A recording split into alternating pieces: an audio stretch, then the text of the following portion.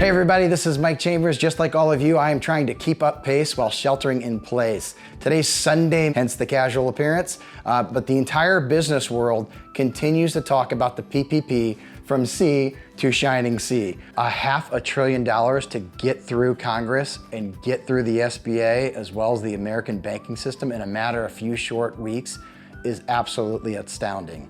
So much so, I'm gonna change one of the iconic American phrases from sea to shining sea to from SBA to shining SBA. They were the most pivotal piece of a $500 billion effort. Now, I wanna remind everybody, the thing that made this thing so popular is that it's got a forgiveness component. Now, we just took one giant leap in terms of understanding the forgiveness piece, as the SBA gave a lot of great guidance over this past weekend. Now, the purpose of these videos right now are just to be informational. It's also here to simplify things because as we know, like the first time when the loan application came out, there were some changes that happened a couple days later, and then there's been evolving guidance. Now there's a loan forgiveness application. I think what's really important right now is to understand that we finally have a structure and a path to move forward. We're not gonna have every answer. Those will come in the coming weeks, just like it did when we were a little bit confused in the beginning on how to apply. But here's some numbers I want you guys to remember just to kind of simplify it. First and foremost, remember 7-Eleven. Why 7-Eleven? You may recall the viral story where a local 7-Eleven was funding free meals to parents who otherwise relied on the school system to give their kids lunches. What a wonderful effort. But for the purposes of us today, I want you to remember 7 keystrokes. That's sba.gov. That's the most critical piece. All the information I give you, it really comes from there. So you as an entrepreneur, I know you're surrounded by wonderful attorneys, CPAs, wealth advisors, bankers, even myself. We only can tell you what is on sba.gov. Everything else is opinion, and that is facts. The other thing I want you to remember is 11 pages. The most recent guidance that just came out was an application that has 11 pages to it. Seems a little daunting at first, but don't let it be. Again, it's a big leap, but it's really just giving us the structure to start clearing the fog and how we get forgiveness. What I want you to remember is also the number 23.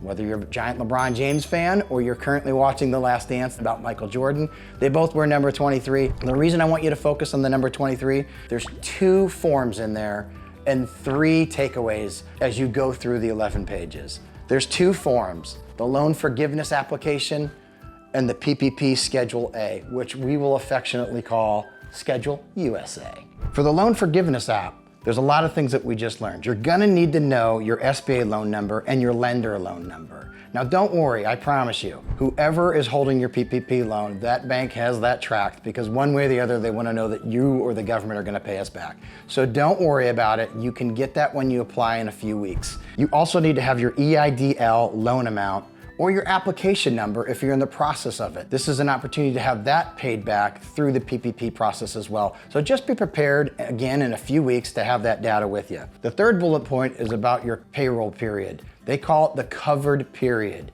It's gonna be the 56 days starting with the day your loan dispersed. And our fourth bullet is there's also a section that says the alternative covered payroll period. They're already adding in some flexibility for you. For those of you that pay bi-weekly or more frequent to your employees, you have the opportunity to make this first day of your 56-day period be the first day of your next payroll period. And then lastly, that you make certifications that you are representing yourself honestly and with good faith.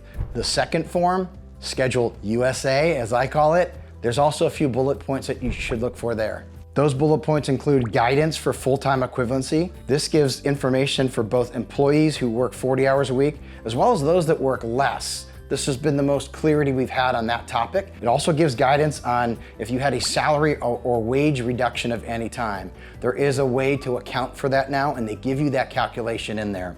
Lastly, it gives you guidance on FTE reduction exceptions. That's important because some of you have had folks that just said they don't want to come back, or you had documentable reasons why you had to let them go. Smartly, the government put something in there to cover that for you. Again, the purpose of this information is to keep it pretty high level and just let you know the major things that you have to look for. And to be honest with you, it's all you really need to pay attention to right now because additional guidance will be coming as we go, just like it did on the front side of this. Going back to the number 23, it was 2 forms, and then there's 3 phrases I want you to pay attention to, and I have them right here. May we pay. We're in the month of May. Most folks at this point already have the loan.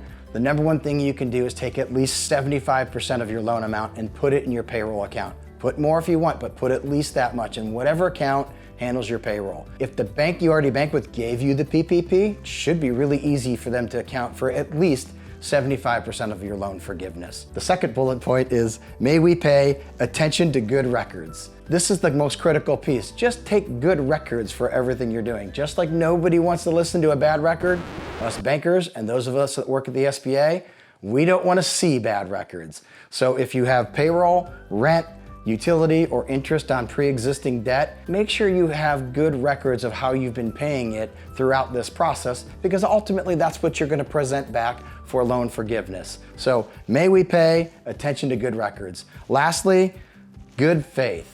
I put in blue OH. Why? Because, oh yeah, you should always be acting in good faith.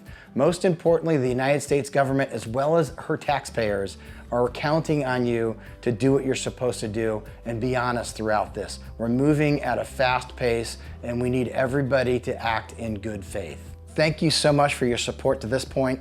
Keep following us, commenting, liking us on both LinkedIn and YouTube. These are really just for your informational purpose and to help you simplify as best you can uncharted waters.